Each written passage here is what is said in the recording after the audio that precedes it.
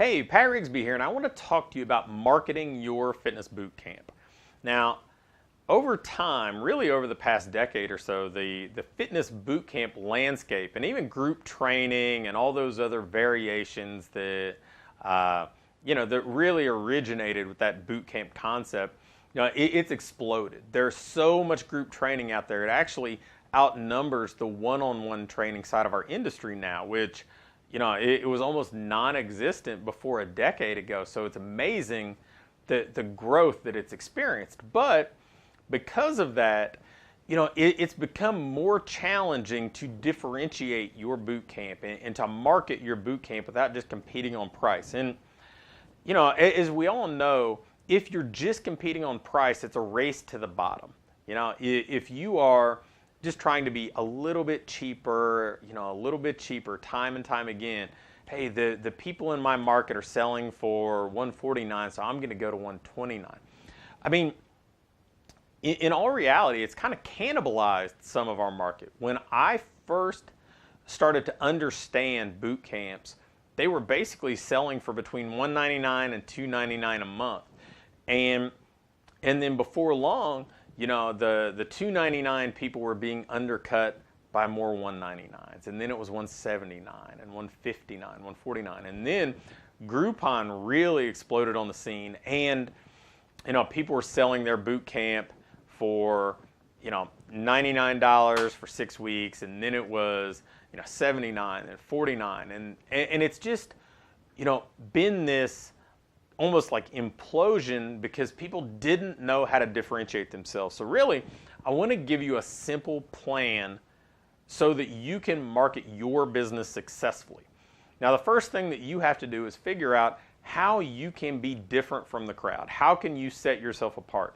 Now, some of it is automatic for you, right? There's that geography component.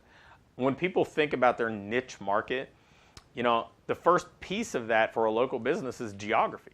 People are only going to come to you, from, that 7 to 10 minute drive time most of the time. That's where almost all of your marketing efforts should be focused. So, that's the first piece. But how else can you differentiate yourself?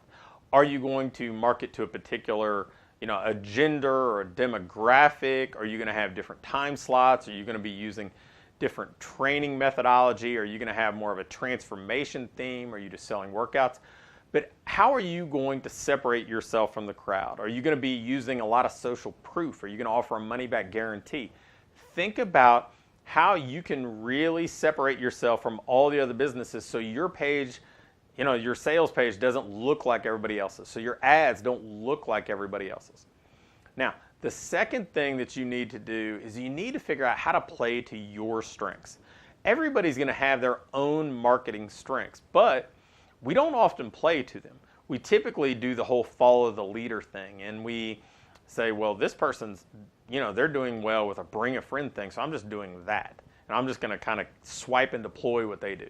Or, I saw this person is using these Facebook ads, so I'm just going to use the same Facebook ad. And it's basically what happened with Groupon, where everybody used the same exact description, the same stock images, and just did what they thought was already working.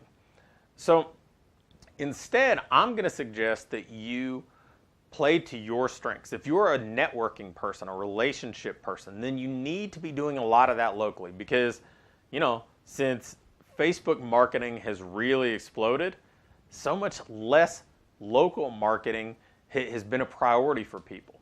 If you're good at public speaking, do that.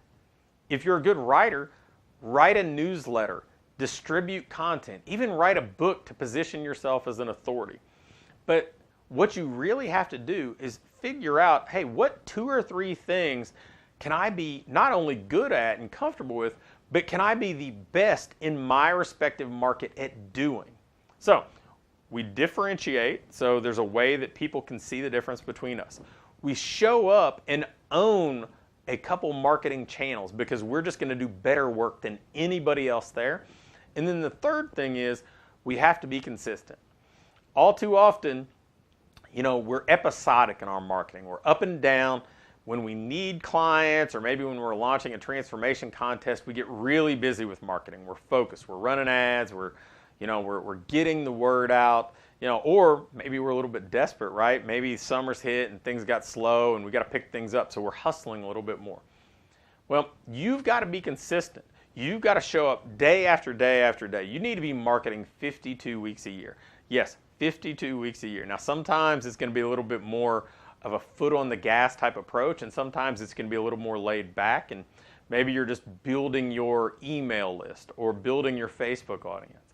But we have to market consistently. So, again, you have to differentiate yourself, you need to play to your strengths, and you have to show up and market 52 weeks a year. If you do all three of those things, your business is going to grow. And in fact, you're probably going to be the market leader because so few people in our industry take this approach and actually apply it. Hey, if you enjoyed this video, be sure to like it below. And if there's more that you'd like to learn about, be it business or sales or marketing, share what you'd like to hear more about in the comments, and be sure to subscribe to this channel because I'll be sharing more great videos about all those business related topics to help you build a better fitness business. And as an added bonus, I put together a powerful free gift that you can click on the link below and access in the description.